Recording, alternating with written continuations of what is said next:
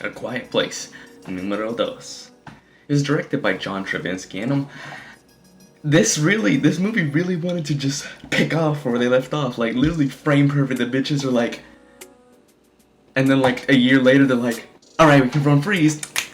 No, but like seriously, this movie really continues on exactly where they left it off in the first movie, A Quiet Place Part 1.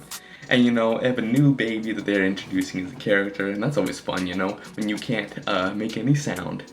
You have a screaming baby, what they put in a tank, or no, they put in a chest with an oxygen mask. It's very intuitive, honestly. Like, I wouldn't have thought of that. I was like, I would have been like, bitch, shut up. You're gonna die. Like the other kid. But, overall. So yeah, if you haven't checked out A Quiet Place Part 1, what are you doing here? Go to that first, honestly.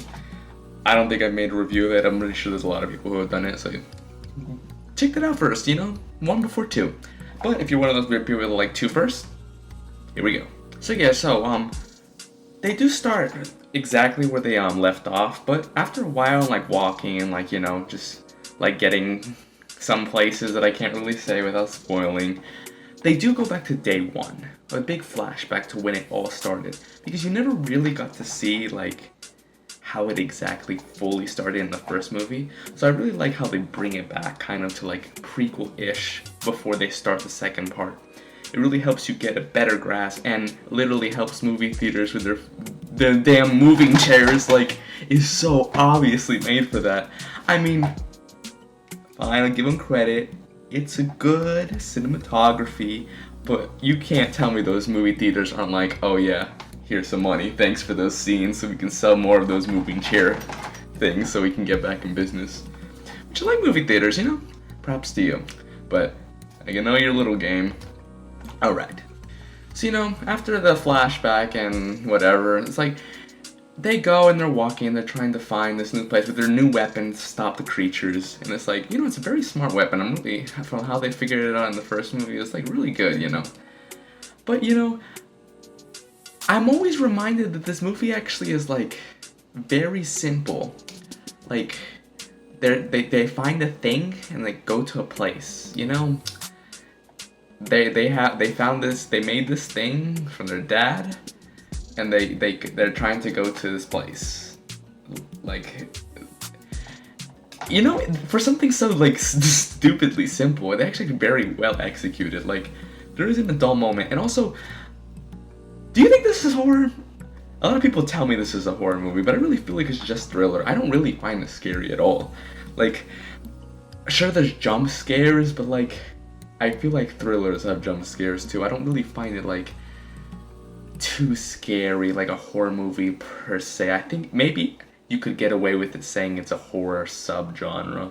But anywho, even though I just think, no, maybe it is a thriller horror. You know what? Maybe I'm just strong. I've just seen so many movies. It's just like, you're used to it. But the mute girl, oh my gosh. Or the semi-mute girl that talks but doesn't talk, where she's like, pronunciate. Bitch. And I know mute gave you sass. She's great. Like, I think the story really centered around her, which I think was... The directors really wanted to do that, because the story before was like the entire family equally. But like, after they proved the boy to be a dumb, and they proved the mom to be like, oh, like, don't worry, we'll just stay here and forever and do nothing and just live.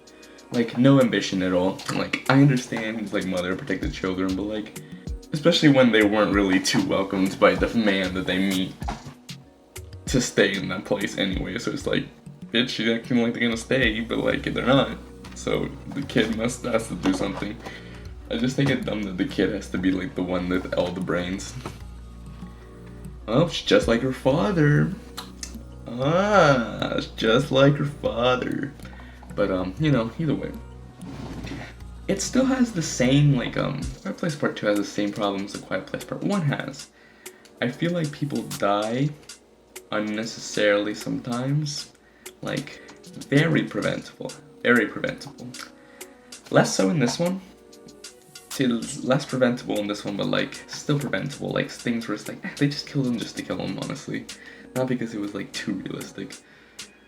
But you know, I think this one, I think I still give it like an 8 out of 10, because I really like feel it. Like, you really develops this just simple plot so beautifully, and the whole concept of playing with your ears. You know, I just love movies that you play with your ears. Like, I love that Oscar nominee, like, Sound of Metal, oof, the ears, you know? Movies with ears.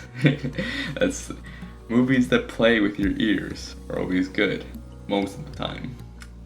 But either way, it's been Satire Skeptic, and subscribe, because 79.4% of you are not subscribed, so apparently I need to start telling you to subscribe. Like, come on now. Just for me, even if you hate me. It's okay, now if you hate, don't do it if you hate me. But, subscribe, and more content comes soon. I'll see you.